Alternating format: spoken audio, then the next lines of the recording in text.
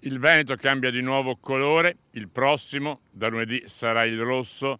Ecco le reazioni dei bellunesi. Penso che non è facile per nessuno, in modo particolare per i bambini.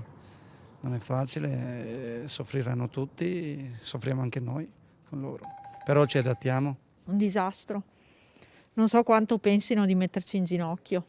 Se questa è la soluzione, fermare il mondo. Non so, francamente, non ho più parole, ho finito le parole. Se può essere una soluzione, ok, va bene.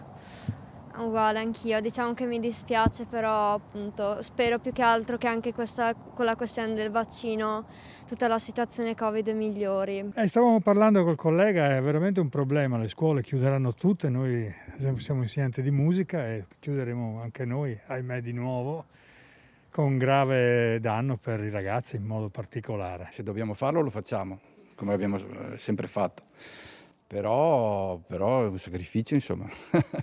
Che è ora passata, che sarebbe stato necessario farlo prima per impedire che le varianti si diffondessero. Bello, no, è una cosa brutta, ma se bisogna farlo, cercheremo di farlo. Dal lunedì tutto chiuso. Cosa ne pensa?